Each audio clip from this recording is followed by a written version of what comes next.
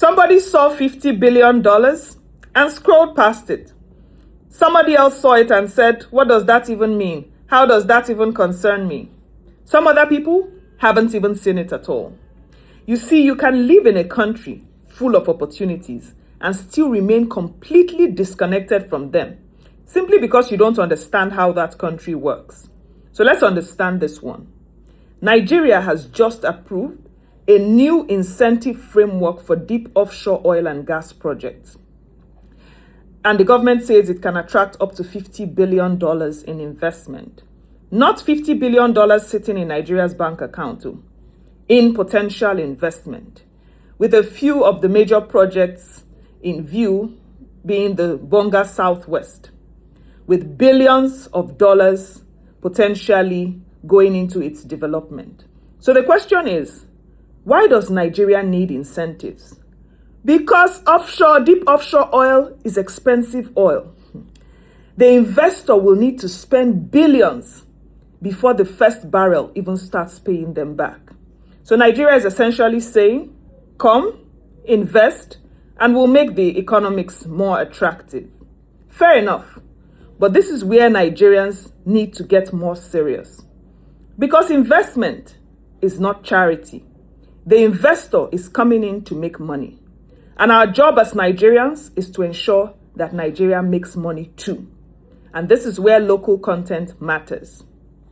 Because if billions enter Nigeria and Nigerian companies are only watching foreign companies design, build, supply, and operate everything, then we just captured the headlines, not the value.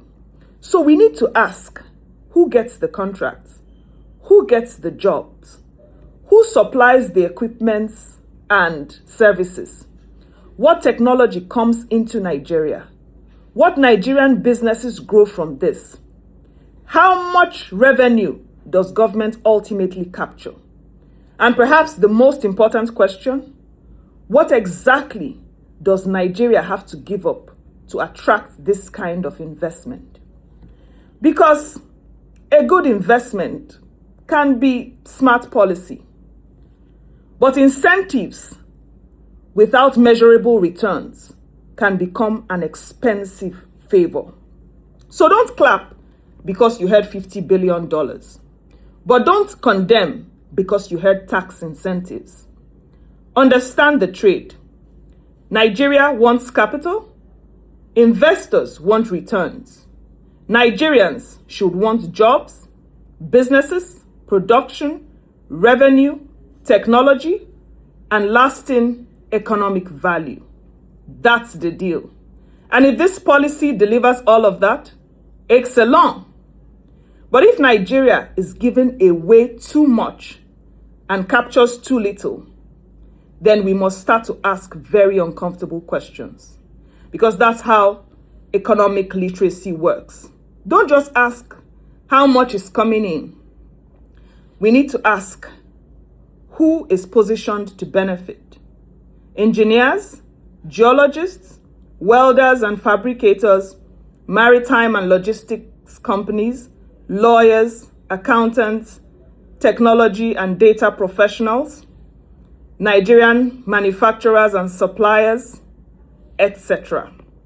We also need to ask, what value is being created? So jobs, businesses, local manufacturing, technology transfer, increased oil production, government revenue. Then who captures that or these values? This is where you have Nigerian government, Nigerian businesses, local communities, the workers, investors.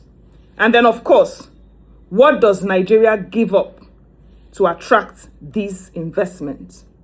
We have already mentioned tax, revenue, fiscal concessions, and other incentives. So, my dear Nigerians, I would want to say this and say it again. Opportunities don't always announce themselves as opportunities. Sometimes they announce themselves as a policy. Read it, understand it, position yourself, because you cannot partake from what you do not understand. Have a good evening.